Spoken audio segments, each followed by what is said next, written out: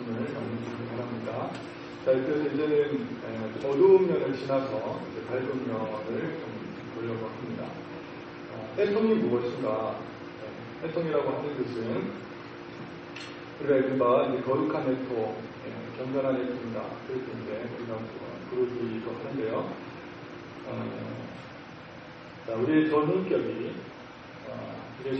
하나님 앞에서 그의 영광과 그의 위엄과 그의 강대하심을 바라보게 되었을 때 스스로 정말 그분 앞에서 비참함을 느끼고 그래서 어찌할 수 없는 자라는 것을 깨닫게 됨으로 말미암아 녹아내려지는 모습.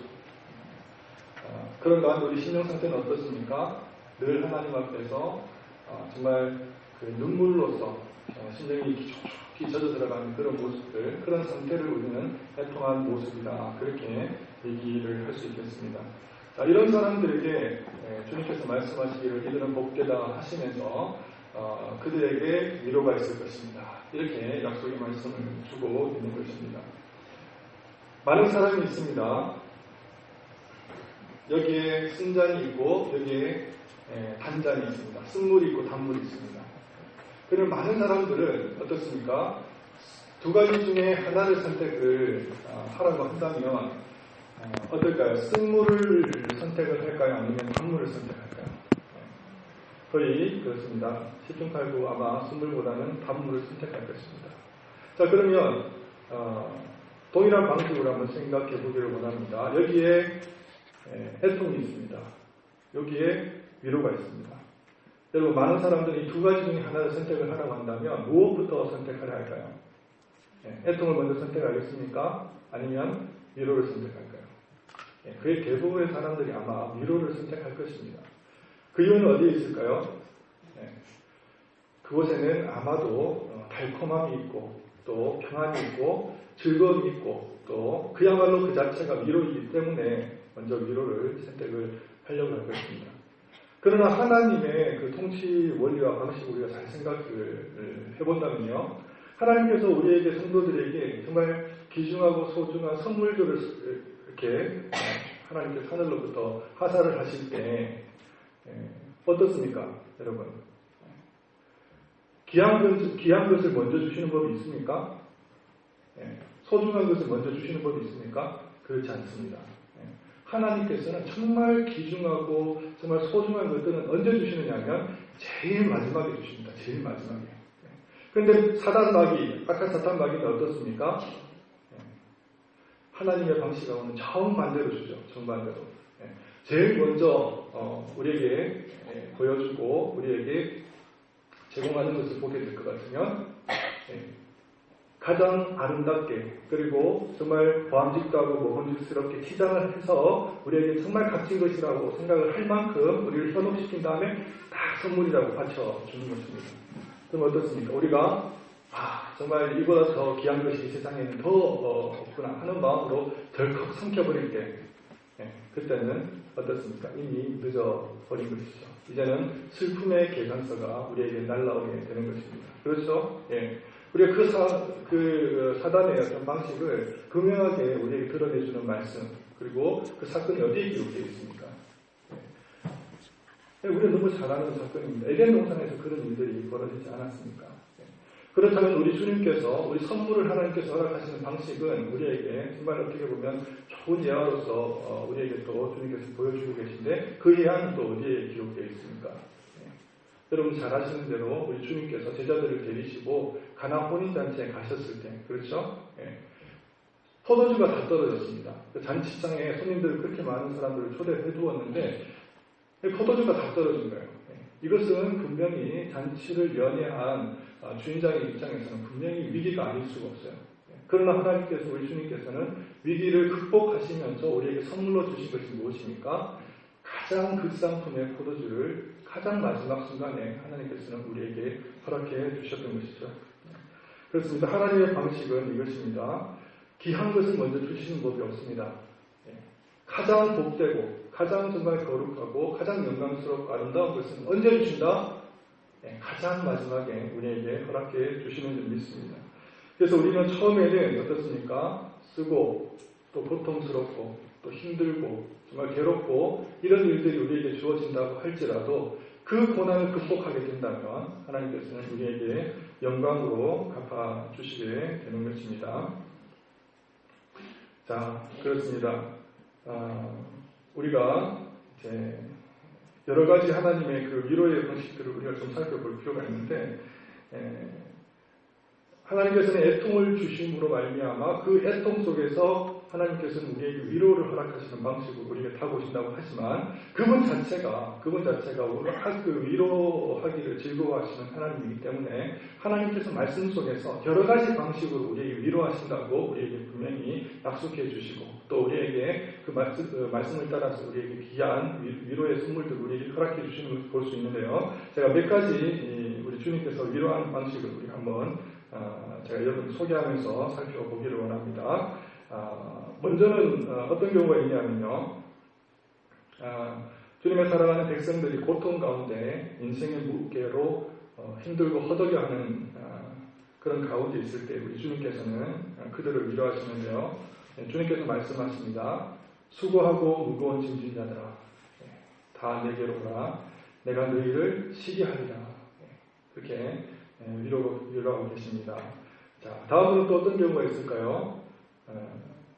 자, 우리가 연약함이나 나약함에 사로잡혀 있을 때, 그래서 낙심하여서 이 정말 깊은 구덩이 속에서 헤어나오지 못하고 있을 때 주님께서 우리를 위로하시는데요. 주께서 말씀하십니다. 우리에게 있는 대제사장은 우리의 연약함을 동정하지 못하실 리가 아니요 모든 일에 우리와 똑같이 시험을 받으신 이로되 죄는 없느니라. 그렇게 우리를 또 위로해 주십니다. 또 다음으로는 또 어떤 하나님의 방식으로 우리를 위로해 주실까요? 우리가 복음 때문에 우리를 복음을 위하여서 정말 핍박받고 환난받고 고난받고 있을 때 주님께서 우리를 위로해 주십니다. 그리스도의 고난이 우리에게 넘친 것 같이 우리가 받는 위로도 그리스도로 말미암아 넘치는도다. 이렇게 말씀하시면서 우리를 또한 위로해 주신 것을 볼 수 있습니다. 또 하나님께서는 우리를 어떻게 위로하시나요? 우리가 이 땅에 맡겨진 모든 사명을 잘 감당하고 마지막 날에 주님 앞에 나아갔을 때 주님께서는 우리를 위로하십니다. 내가 죽도록 충성하라. 그리하면 내가 생명의 면류관을 내게 주리라. 라는 말씀으로 우리에게 힘을 주시고 또 격려하시는 모습을 볼 수 있습니다. 또 어떤 경우에 우리를 위로하실까요? 우리가 우리 이 교회 안에서 우리 성도들 간에 나눌 수 있는 위로라고 할 수 있는데요. 우리가 정말 성도들을 바라보면서 애틋한 마음으로 주님의 마음을 품고 서로 기뻐하고 교제하는 가운데 우리가 정말 주님이 정말 그 기뻐하시는 그런 아름다운 사랑들을 나누게 되어질 때에 우리 주님은 그 가운데서 우리를 위로하십니다. 하나님께서 말씀하십니다. 형제여 성도들의 마음이 너로 말미암아 평안함을 얻었으니 내가 너의 사랑으로 많은 기쁨과 위로를 받았노라. 이렇게 말씀을 주고 계십니다. 그래서 하나님께서는 우리를 위로하시는데 정말 우리의 생각이나 우리의 기대를 정말 저버리지 아니하시고 우리의 정말 우리가 생각하거나 우리 예측하는 것들을 초월해서 우리를 다양하게 그리고 다채롭게 우리를 위로하시는 하나님이심을 우리가 발견하게 됩니다. 자, 그럼에도 불구하고 그렇죠? 그럼에도 불구하고 수없이 많은 하나님의 그 다양한 위로가 있음에도 불구하고 우리가 지금 살펴보고자 하는 애통으로 말미암아 주어지는 위로, 이것이 왜 그렇게 그 어떤 위로보다 소중하고 중요해야만 하는지는 여기에 있습니다. 무엇입니까? 하나님께서 주어지는 예를 들어서 고난 가운데 있는 성도, 고통 가운데 있는 성도, 낙심한 성도, 정말 주의 복음 때문에 힘들어하고 고난받는 이 모든 성도를 위로하시는 하나님의 모든 위로의 방식이 위로가 되게끔 하시는 위로, 모든 방식에 있어서 근본적인 위로, 그 위로가 어디로부터 나온다고 하는 것입니까? 애통하는 자는 복이 있으니 그들이 위로를 받을 것이며 하는 이 위로 속에서 나오게 된다고 하는 것입니다. 가장의 그 위로, 정말 다양한 하나님께서 허락하신 그 위로들을 맛볼 수 있기 위해서 우리가 그 관문을 지나가야 되는데 그 관문이 되는 위로가 어디에 있느냐니까 이 애통으로 시작되는 위로라고 하는 데 있는 것이죠. 그래서 하나님의 그 풍성한 일을 우리가 누리게 되기 위해서는 절대 이 강문을 지나치지 아니하고서는 이 눈물의 골짜기를 우리가 거치지 아니하고서는 절대로 하나님의 그 풍성하신 위로를 우리가 받아 누릴 수가 없게 된다고 하는 것입니다. 그래서 우리는 이 애통으로 말미암는 위로를 가장 소중하게 여길 수가 있는 것입니다. 자, 그러면 이렇게 주시는 그 하나님의 그 놀라우신 그 위로를 우리가 더욱 한번 좀 자세히 한번 살펴볼 필요가 있겠는데요. 우리는 지금 팔복을 보고 있습니다. 그렇죠? 네, 팔복. 그러니까 팔복 가운데서도 두 번째 등복. 그래서 하나님께서 복으로 주시겠다고 하는 그 위로를 좀 살펴보고 있는 것입니다. 자, 그럼 이 위로라고 하는 것이 어떤 의미를 가지고 있는지 더 구체적으로 좀 살펴볼 필요가 있겠죠. 자, 그러면 우리는 어디 말씀을 봐야 되느냐면요. 누가복음 2장의 말씀을 봐야 합니다. 자, 누가복음 2장을 보시게 될 것 같으면 우리 주 예수 그리스도께서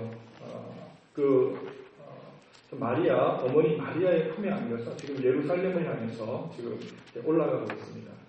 나신 지 이제 8일 만에 정결한 예식을 치르셔야만 하는데, 그 당시에 이제 그 유대의 율법과 그 간습 중에 어떤 것이 있었냐면, 당연히 이제 그 남아로 태어난 아이들에게 있어서는 정결 예식 가운데 이제 할례라는 걸 치러야만 했고요. 그리고 그 사랑하는 이제 자녀들 가운데서 첫째 되는 자녀들은 하나님께 바치는 또한 거룩한 의식이 있었습니다. 그래서 여러 가지 그 의식들을 감당하기 위해서는 이 성전을 향하지 않을 수가 없었는데, 성전을 향해서 이제 그 다다르게 되었을 무렵에 누구를 만나게 됩니까? 그곳에는 의롭고 경건하다고 이름난 시므온이라는 사람을 만나게 되었습니다. 시몬을 우리가 일컬어서 성경은 어떻게 소개하고 있느냐면 그를 이렇게 소개하고 있습니다. 이스라엘의 위로를 기다리는 자, 이렇게 말씀을 주고 있습니다. 이스라엘의 위로를 기다리는 자예요. 자, 그러면 지금 시몬이라는 사람이 하나님 어떤 위로를 기다리고 있다는 것입니까? 그가 무엇을 기다리는지, 기다리는 위로가 무엇인지 우리가 알기 위해서는 그가 예수 그리스도를 받아안고 하늘을 향해서 하나님께 찬양하는 그 문구를 우리가 보시면 이해를 할 수 있겠는데요. 이렇게 그는 하나님을 향해 찬양합니다. 주제여, 이제는 말씀하신 대로 종을 평안히 놓아 주시는도다. 내 눈이 주의 구원을 보았사오니 이는 만민 앞에 예비하신 것이요 이방을 비추는 빛이요 주의 백성 이스라엘의 영광이니이다. 이렇게 하나님께 참이 영광을 올렸습니다. 뭐라고 말씀하고 있습니까? 내 눈이 주의 구원을 보았사오니 라고 말씀하고 있습니다. 구원을 보았대요. 우리 주 예수 그리스도, 아기 예수 그리스도를 품에 안고 기도하고 있을 뿐인데 그가 본 것은 무엇이라고 얘기하고 있습니까? 주의 구원을 보았다고 얘기를 하고 있는 것입니다. 그러면 이스라엘의 위로를 기다렸다고 하는 이 시므온, 무엇을 기다렸습니까? 어떤 위로를 기다렸습니까? 주의 구원을 기다린 것이죠. 이 위로라고 하는 것이 다른 것이 아닙니다. 위로라고 하는 것은 다른 것이 아니라 주의 구원을 일컫는 것입니다. 그러니까 위로라고 하는 것과 구원이라고 하는 것이 달리 표현되었을 뿐이지만 같은 동의어로서 같은 선상에서 놓고 이해를 할 수 있게 되는 것입니다. 자, 우리가 이제 마태복음을 보시게 되면 이 팔복이 우리에게 나오고 있습니다. 팔복에 하나님께서 복 주시겠다고 하는 여러 가지 복들이 있습니다. 천국이 그들의 것이며 위로를 받을 것이며 땅을 기업으로 주실 것이며 그들이 배부를 것이며 긍휼 여김을 받을 것이며 그들이 하나님을 볼 것이며 그들이 하나님의 아들임을 일컬음을 받을 것입니다. 자, 이건 무엇을 얘기하는 것입니까? 이것은요, 그야말로 하나님의 나라를 얘기하는데요. 하나님의 나라를 달리 표현한 것에 불과한 것인데요. 하나님의 속성, 하나님 나라의 속성과 하나님의 특성들을 하나님께서 각양의 색깔로 채우셔서 우리에게 표현하고 기록해 주신 것에 불과합니다. 그러니까 무엇입니까? 하나님께서 하나님의 그 모든 것을 우리에게 쏟아 부어주시겠다는 약속의 말씀이 되는 것입니다. 애통하는 자는 복이 있나니 그들은 위로를 받을 것이며 하는 그 위로는 무엇을 얘기합니까? 그렇다면 그것은요, 위로의 어떤 파편이나 조각 정도가 아니라 하나님께서 은혜 내려주시는 그 은혜 중에 또 뭐 특별한 어떤 다른 은혜를 얘기하는 것이 아니라요. 위로 자체를 내려주시겠다고 하는 것입니다. 그 위로 자체가 누구십니까? 그분은 구원이십니다. 그러면 그분은 우리 주 예수 그리스도가 되는 것이죠. 예수 그리스도를 통째로 우리에게 하나님께서는 위로 그 자체로 우리에게 선물로 부어주시겠다는 약속을 우리에게 주고 계신 것입니다. 사랑하는 성도 여러분, 우리는 힘들고 어렵고 낭망하고 또 괴롭고 고난스럽고 고통스러울 때가 있지만 그 무엇보다도 우리가 애통함으로 정말 우리가 무엇인지를 깨닫고 하나님 앞에서 정말 우리의 비참함을 깨닫고 하나님 앞에 나와 통회하며 자복하면서 상한 심령을 함께 눈물로서 나아가게 될 때 하나님께서 우리에게 선물을 주시는데 그 무엇으로 주시느냐 하면 예수 그리스도를 우리에게 통째로 우리에게 허락해 주신다고 하는 것입니다. 그분이 우리에게 계십니다. 그분이 우리의 위로가 되십니다. 그러면 그 어떤 것도 우리는 아쉬울 것이 없고 부족할 것이 없고 우리가 정말 그 어떤 것도 애타게 찾을 이유도 없고 왜 그렇습니까? 우리 주 예수 그리스도가 우리 모든 것 되시기 때문에 그렇지 않습니까? 시편 기자는 이렇게 고백하고 있습니다. 주 여호와가 계시니 그죠? 내가 부족함이 없으리라 그렇게 고백을 했습니다. 여호와는 나의 목자시니 내가 부족함이 없으리라 그렇게 주님 앞에 간곡히 아뢰며 하나님 앞에 고백을 했습니다. 부족함이 없습니다. 여호와 하나님께서 나의 아버지가 되시기 때문에 우리에게는 그 어떤 것도 부족함이 없게 되는 것입니다. 제가 주중에 예전에 섬겼던 교회 성도님들로부터 한 통의 이제 제가 전화를 받았습니다. 전화를 받았는데 그분이 지금 이제 한참 암투병 중에 있는 성도세요. 그래서 지금 8번의 이제 항암 치료가 이제 끝나셨고 지금은 방사선 치료를 직접 받고 있는 중이신 분인데 그분이 이제 저와 이제 그 대화 중에 그런 얘기를 하시는 겁니다. 본인이 알아요. 본인이 참으로 옛날 때 스스로 이제 이제 도도했고 그리고 정말 아나무인격으로 그렇게 살았다고 고백을 하시면서 한 지금 1년 동안 이제 투병 생활 중에 자기가 깨달았던 것이 정말 얼마만큼 자기가 하나님 앞에서 죄인이었는지를 알게 되었다. 그렇게 이제 얘기를 하는 것입니다. 자, 그러면서 많은 사람들이 정말 그를 위로하고 싶어도 정말 더 그 위로의 그 전화가 오히려 그게 더 힘들어질 것 같다고 생각을 해서 전화를 이제 마다할 정도로 그가 많이 힘들어하고 있었는데 이제 그분이 하는 얘기가 그것입니다.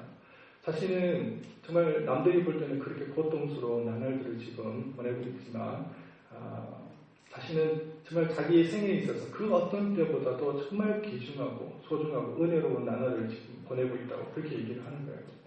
그러면서 하는 얘기가 정말 여기서 시간이 멈췄으면 좋겠다고 할 만큼 자기가 지금 누리고 있는 이 시간이 너무 짧다는 거예요. 너무 짧다고 얘기합니다.